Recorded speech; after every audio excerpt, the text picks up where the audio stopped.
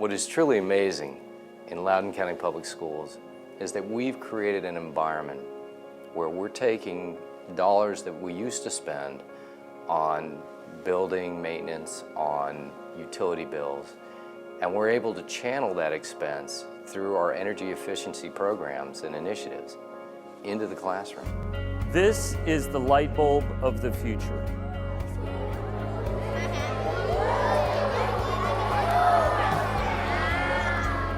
Now we are going to do the research to see if this light is really better and actually uses less electricity. I think the word that I would use to describe the change in students is aware. They are just so aware of their environment, not just because of us, but because of, a number of forces that have come together to say to young people, with all due respect, you can't keep living the way your parents and your grandparents lived, or we're going to run out of natural resources in this world.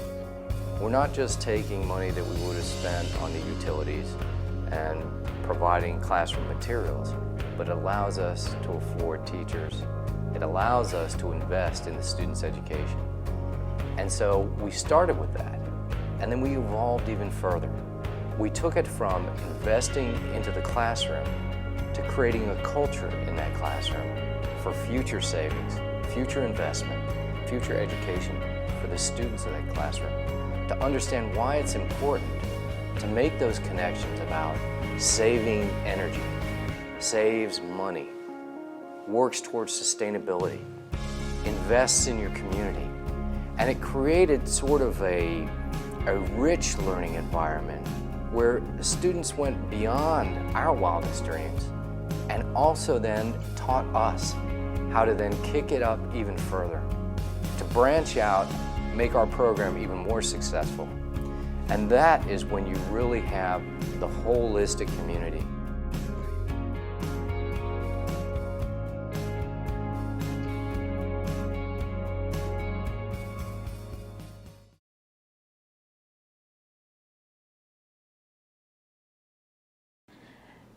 Thanks, Allison and Mary. I'm Sarah Dockery-Sparks, the research reporter at Education Week and also writer of the Inside School Research blog. And with me for our final panel of the day is Jeffrey Pattenberg. Until recently, the Assistant Superintendent for Loudoun County Public Schools and now the new Chief Operating Officer for Fairfax County Public Schools. Mr. Plattenberg's been in public education operations for more than 26 years. From 2000 to 2007, he was Assistant Superintendent for Accountability and Information Communications and Technologies for the Lexington County School District 1 in Lexington, South Carolina. Prior to that, he served as Deputy Superintendent of Support Services for Savannah-Chatham County Public Schools in Georgia. He spent a lot of his time on the operations side, and that's a perspective we don't often get in national discussions of K-12 education. So he can give us a bit of an insight into how managing facilities can help improve district budgets and improve student lives. Thank you, and thanks for coming to be with us. I want to start, obviously your savings in Loudoun were very impressive. Before we get to the specifics of that, could you lay out the demographic and budget changes that you were seeing in Loudoun and now in Fairfax that make facilities planning and sustainability so important?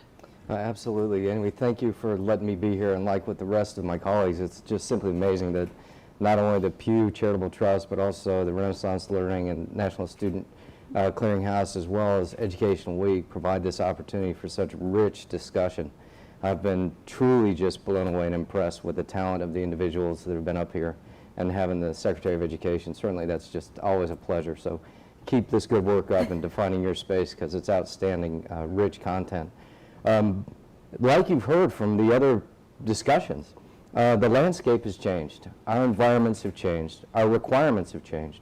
The demands have grown extraordinarily into being more challenging for us. When you have growth, and you know, we mentioned Loudoun as a growing district, grew 3,000 to 3,500 students a year in my tenure there. With a contraction on the economic front, a reduction in the funding stream, it doesn't matter whether that growth is students, it doesn't matter whether that growth is increased demands, whether they become federal mandates that are funded, partially funded or unfunded, or other requirements that your communities have, as was exemplified by many of the discussions that were held here today. That is two ends that are working towards the middle. And to find a way to make things work and be successful is the innovation, is the creativity that each and every one has been talking about here today. In Loudoun's case, working with the community and the students really brought people, it's just like engaging in the students' lives. It's like working with the communities, working with the families. They're all inextricably linked. And when we start working together and we start finding those common threads, those commonalities, the ultimate desires are all the same. It's for progression, for student learning, for the teaching and learning. In essence, it's really taken the 21st century skills and we're practicing in our leadership roles. We're embodying the collaboration, critical thinking skills. We're all working collaboratively together to achieve. And by doing that, we were able to do some really great things in Loudoun and save a lot of money that was really needed for our budget shortfalls, and for the teachers to meet that growing need. How did you plan for new buildings? And you and I have talked about this sort of cyclical process of learning from each new building and then adding it in as you go. Could you talk a little bit about how you created and sustained that process? Absolutely. The building programs, any building program that you go to, whether it's renovation of existing, outdated, antiquated, the processes associated with that is always keeping the student-centered focus. By working with the instructional staff and getting their input, their feedback as to what the learning environment needs to embody. In addition, being nationally aware and internationally aware now. The work that I do internationally allows me to have a different lens and a different filter than I ever had, to constantly push me outside of my comfort zone to learn a lot more about what, active learning, things like that have been around for a while. Well, they're coming back in, with some of the vendors having these avatars and removing student difficulties between their association, like I sit here and you sit there. We have the human factors, but when children are enriched in the classroom by looking at an avatar and following the course of study and the guidelines and having facilitated learning going on, and they're teaching within their peers by using the technology, it just makes things just happen that are just simply amazing. Anyway, I get excited about that, and I don't know if I answered your question. Well, actually, could you go in a little more depth? Could you give an example of something that, from talking to educators or from your own research in student needs and student learning, that changed the way you were designing a building or an area? Absolutely, because the functions of the building, we talk about the students driving the train in so many cases, and their needs, and we're reaching out. It really is our training, our education, to get down to the right level, to get between either them and failure or us and failure. And in terms of the physical plant, we looked at, there's so many great things going on. Why aren't we using the fact that we have the heating, ventilation, air conditioning systems to help teach some of it? We talk about STEM. These are physical structures that provide and enhance each one of those components that can be attributed and tied into the curriculum and the standards of learning. I mean, they're all there. So why don't we open that up? Why don't we let the students see the real world around them? Because their expectations about sustainability, their expectations about energy conservation are the drivers that are empowering us beyond where we ever had been. So the physical plant now has opportunities, whether through solar, photovoltaic, or solar thermal, hot water heating systems, or what have you, is either getting grants, getting other ways to subsidize those investments so that you can have them a part of the learning process. And when you do that, then you folks start realizing what we've been talking about, that the custodians, the bus drivers, we're all part of the educational family, and we all make a difference in a child's life. And the sooner we start coming together and sharing, the better off we'll be in the long run. You've been able to strongly save lots of money and direct a lot more money away from the facilities costs to classroom instruction.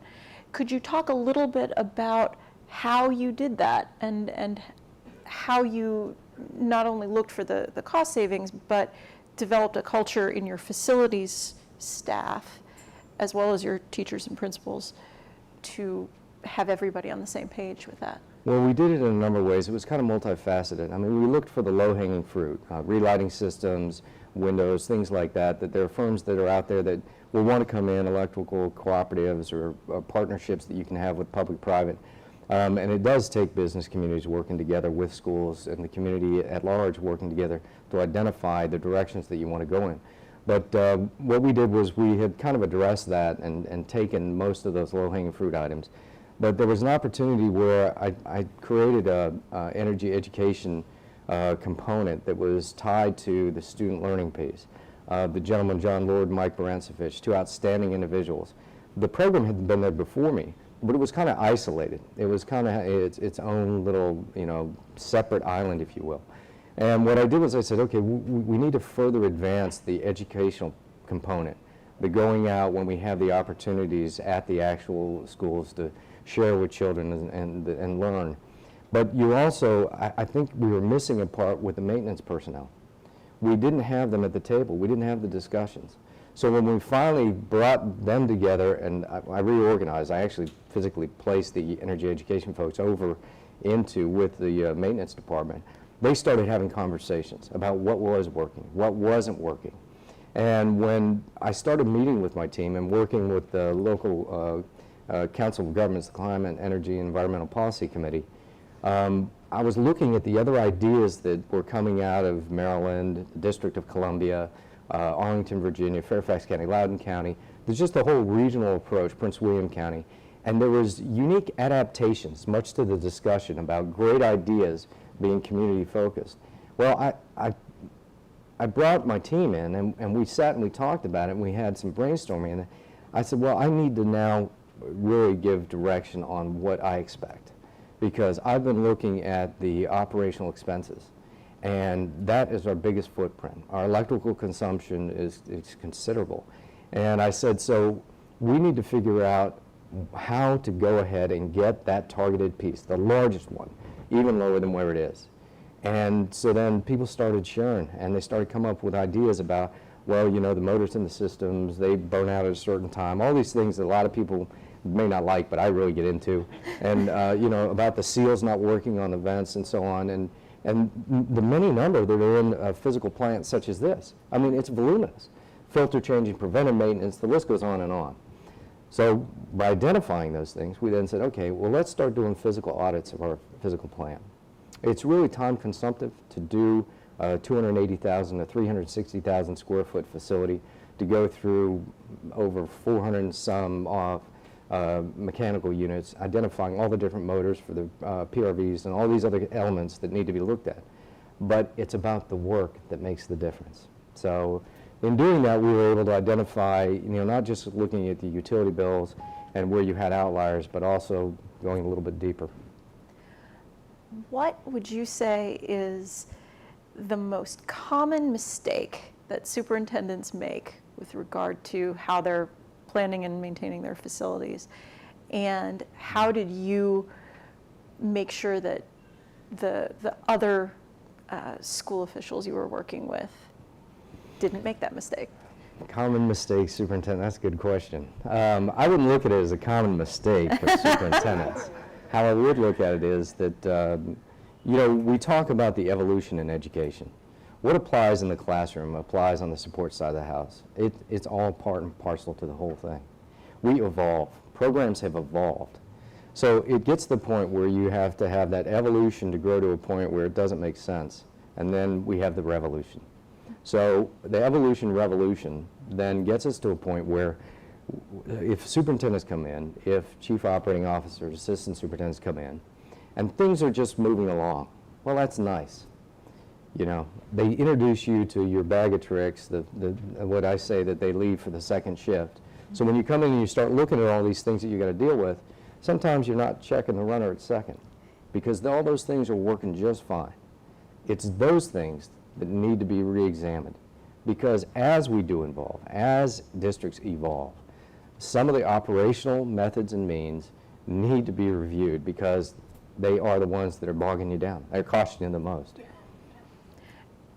You're in both Loudoun and Fairfax, you're in very rapidly growing environments. There are a lot of districts around the country that are contracting, and also a lot of districts who are not building new schools. They've got like maybe the trailer that was supposed to be a temporary building 20 years ago. And as other people have mentioned, very old buildings. How do you increase sustainability and increase efficiency when you don't get to plan for what you would do with a new school, but you have to deal with what you've got? Well, if you have to deal with what you got, and a district as large as Fairfax County has 191 facilities, and when you look at the age of the physical plant, and you look at the number of older facilities, there are different ways to try and garner money. Some of the older facilities qualify for some grant monies from the historical standpoint. You try to leverage whatever physical plant money you can, so that you replace or upgrade the systems that are your biggest hogs. Your mechanical, electrical systems, you replace them with a little bit more expensive systems like Energy Star rated building componentry. And that helps you save money in the long run, and reinvesting back into that. It surely is difficult because there are competing needs. But there are things out there that can help you leverage that. Public-private partnerships, all of the things we talked about. Working together, people get creative and they come up with brilliant ideas. Each one of us are incredibly talented, but when we work together, we are just simply amazing. And you've seen that here today. How do you, I mean, you've talked a lot about the capital and public-private partnerships. How do you build community support, particularly when the town council in all of these different towns might be doing their own thing? How do you get your community on board for planning sustainable growth? Well, that's a good question as well, because you know, it really takes collaboration. When you have competing needs in communities, whether it's a council, whether it's a county form of government with elected officials and board members and so forth, whomever, you have to meet. You have to start the conversation. You have to find the common threads, because they're dealing with, from an elected perspective, of many different nuances that are not unique to them, but they may be unique to you. And my parochial needs and issues are what I'm passionate about, or what I'm trying to get addressed. But what I have to do is I have to meet and communicate and articulate what those needs are. It doesn't mean just with the elected officials. It's by generating the partnerships with the elected officials, with the community colleges, with all of those things that you've heard about, as I said here today. It's meeting with the members of the community. It's going out to the PTA meetings and having the conversation about what we're about. And finding those that are interested, those seeds that once you start getting that conversation going, and once you find those common threads, and once you weave that fabric, all of a sudden there seems to be a north wind effect that starts to brew. And when you get that energy, and when you get that excitement start to push things forward, you just kind of step back and facilitate. Because you found people with the passion, that have the understanding, that have inroads to the elected officials, to the legislative body, that can make that change. It's not always quick and it's not always easy, but it is worth it, because in the end of the day, it's in the best interest of children. And that's a great note to end on. We probably could talk about this for another 20 minutes. But we are at the end of our time.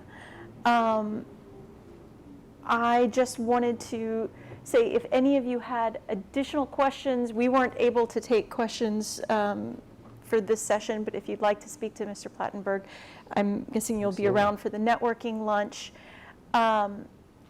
We will also have questions from any questions that come up on the live stream we can pass along.